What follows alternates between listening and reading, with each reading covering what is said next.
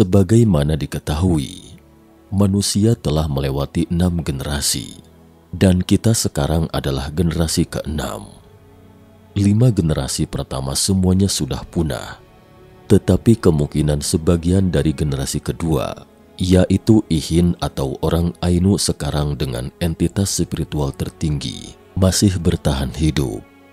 Tempat bertahan hidup mereka itu adalah beberapa pulau kecil yang tersisa setelah tenggelamnya benua Pen yang disebut The Pen atau Japan. Dan penelitian arkeologi memang menemukan bahwa di pulau Jepang itu memang pernah dihuni lebih dari 10.000 tahun yang lalu. Tidak tertutup kemungkinan generasi adalah manusia generasi kedua yang disebut Ihin, yaitu istilah yang merujuk pada penduduk kepulauan Jepang selama zaman Jomon. Sekarang telah banyak ditemukan benda-benda peninggalan mereka.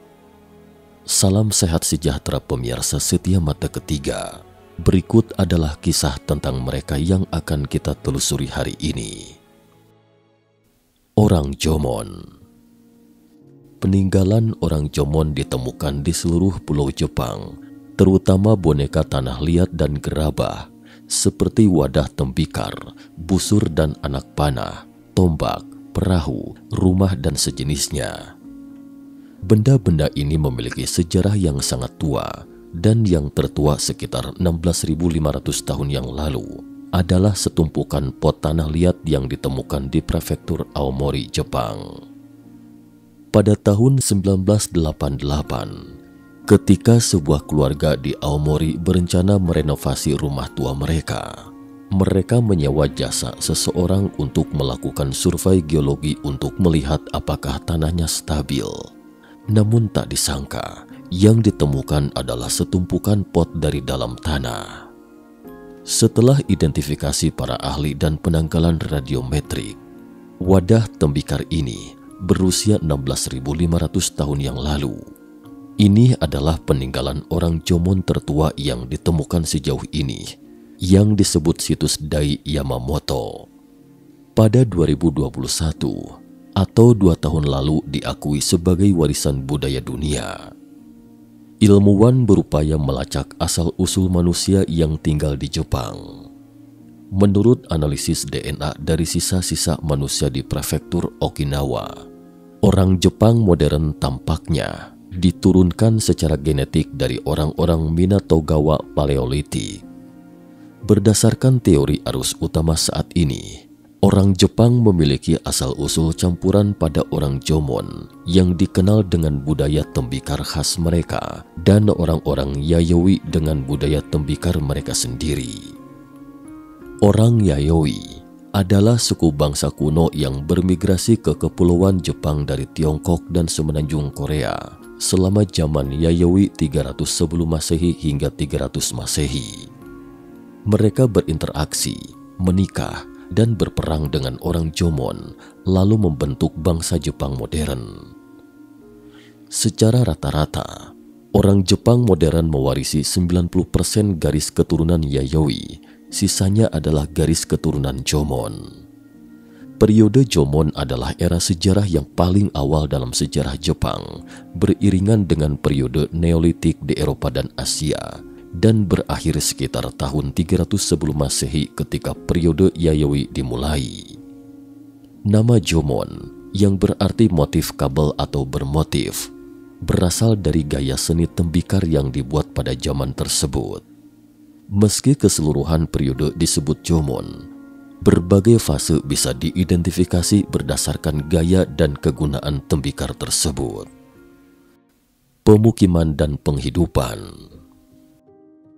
Orang-orang yang datang ke wilayah yang sekarang dikenal sebagai Jepang tiba pertama kali di akhir periode glasial atau zaman es, kemungkinan besar sambil mengikuti kawanan hewan di atas jembatan darat yang terbentuk pada periode glasial.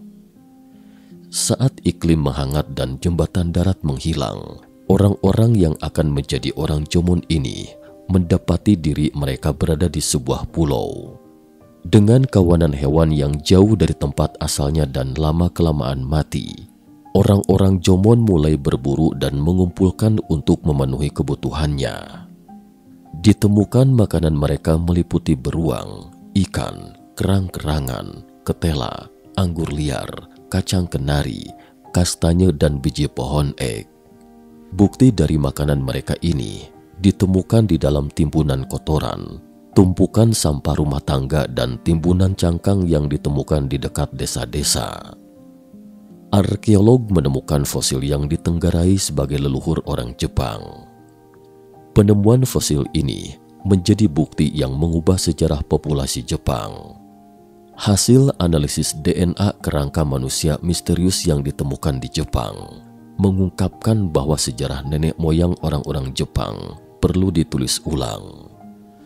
Para peneliti dalam studi analisis DNA itu mengungkapkan adanya kelompok nenek moyang ketiga dari populasi Jepang modern. Kelompok ini yang sebelumnya tidak diketahui bermigrasi ke Jepang sekitar 2000 tahun yang lalu. Sejauh ini Jepang kuno dapat dibagi menjadi 3 periode waktu utama. Pertama adalah periode Jomon sekitar 13.000 sebelum Masehi hingga 300 sebelum Masehi. Periode ini adalah masa ketika populasi kecil pemburu pengumpul yang mahir membuat tembikar tinggal secara eksklusif di pulau itu. Kedua adalah periode Yayoi yang tumpang tindih antara tahun 900 sebelum Masehi hingga 300 Masehi. Ini adalah periode ketika para petani bermigrasi ke Jepang dari Asia Timur dan mengembangkan pertanian di sana. Ketiga adalah periode Kofun yang berkisar antara tahun 300 Masehi hingga 700 Masehi. Ini adalah periode ketika Jepang modern mulai terbentuk.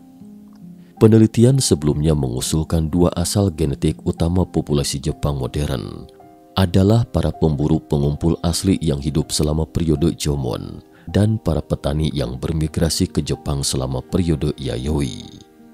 Sekarang, analisis DNA yang ditemukan pada tulang purba telah mengungkapkan asal genetik ketiga selama periode Kofun.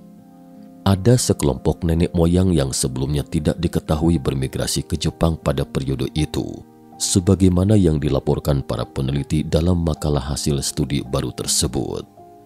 Dalam sejarah keturunan masyarakat Jepang terbagi menjadi 2 dan terbagi oleh wilayah. Namanya adalah Jomon dan Yayoi. Keturunan Jomon merupakan orang asli Jepang. Mereka juga merupakan nenek moyang dari bangsa Ainu yang memiliki ciri khas wajah sedikit Eropa dan umumnya memiliki rambut keriting. Untuk Yayoi, merupakan keturunan petani padi dari Korea yang menetap di Kyushu sejak 400 sebelum Masehi. Keturunan mereka membangun Kofun, sebuah gundukan pemakaman besar yang terletak di selatan Jepang. Pada tahun 2018, Museum Nasional Alam dan Sains Tokyo, Jepang mengekstraksi DNA dari gigi sesosok perempuan di situs Jomon, lalu merekonstruksi penampilan perempuan Jomon ini menggunakan tengkorak dan DNA. Dan wujudnya kira-kira seperti ini. Gen mereka lebih mirip dengan orang Afrika. Bisa jadi orang Afrika saat itu memang seperti ini bentuknya. Matanya coklat dan rambut keriting. Konon, warna kulitnya relatif gelap dan wanita yang berusia 40 tahun ini mungkin hidup 3.800 tahun yang lalu. Saat bentuk orang Jomon ini direkonstruksi, sekilas terkesan bentuk wajahnya tampak terpadu serasi dan anggun, terutama mirip dengan penampilan orang-orang di Okinawa. Setelah kedatangan orang Yayoi, Jepang memasuki era pertanian yang juga dikenal dengan periode Yayoi. Namun setelah memasuki masa Yayoi, terjadi konflik skala besar di Jepang. Logikanya, setelah memasuki era pertanian, hasil biji-bijian menjadi stabil. Setiap orang memiliki makanan yang memadai. Seharusnya tidak ada konflik. Tetapi jika kita melihat peradaban kuno dunia, selama memasuki era pertanian, akan muncul konflik manusia berskala besar. Sebabnya kemungkinan seperti ini. Di satu sisi, populasi akan meningkat tajam seiring semakin tingginya efisiensi bahan pangan, dan konflik akan mudah muncul setelah populasi yang tumbuh semakin besar. Di sisi lain, bisa makan atau tidaknya di era berburu sepenuhnya bergantung pada kemampuan individu masing-masing. Namun tidak demikian halnya di era pertanian, karena terutama tergantung pada cuaca, yaitu benih yang sama ditanam di tempat yang berbeda.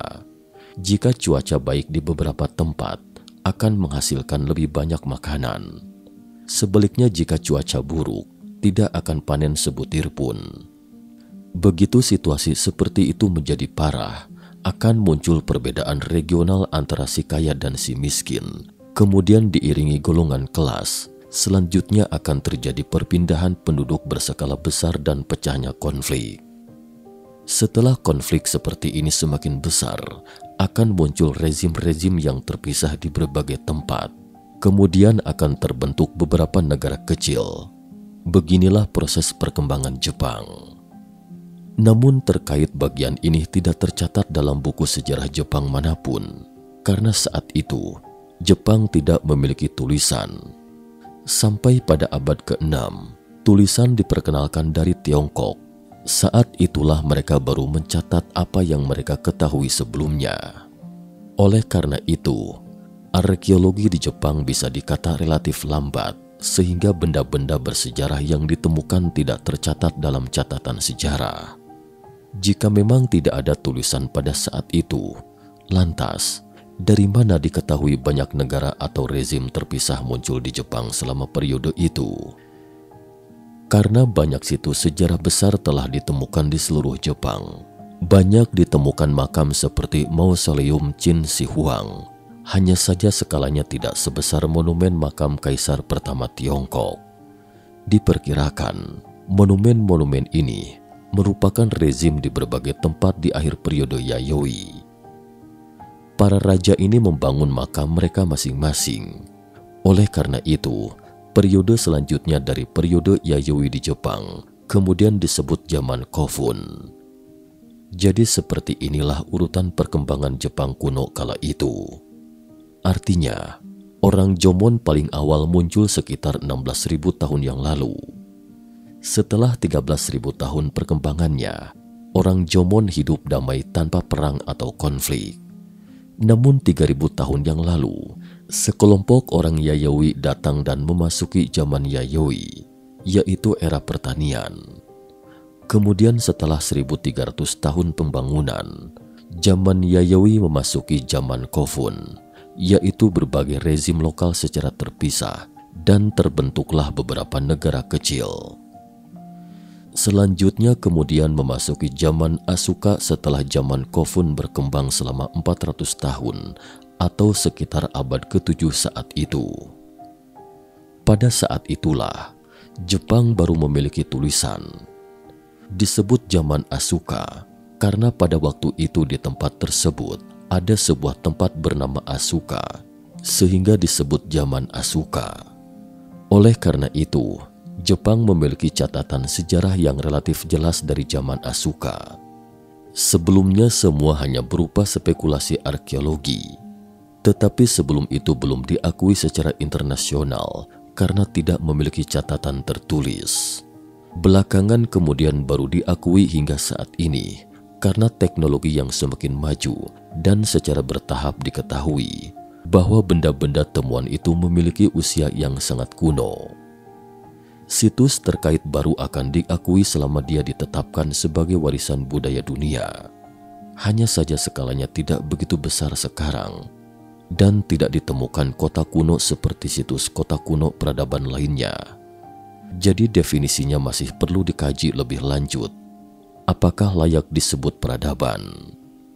Namun karena kapasitas temuan itu terlalu banyak, sehingga sulit untuk menentukan apakah itu sebuah peradaban. Tapi itu adalah peradaban tertua di dunia saat ini, bahkan 10.000 tahun lebih awal dari peradaban Sumeria, dan ini benar-benar luar biasa. Sementara kita sekarang sedang aktif mengubah sehamparan tanah menjadi sebuah gurun. Beginilah proses perkembangan peradaban manusia. Sekian dan terima kasih atas perhatiannya.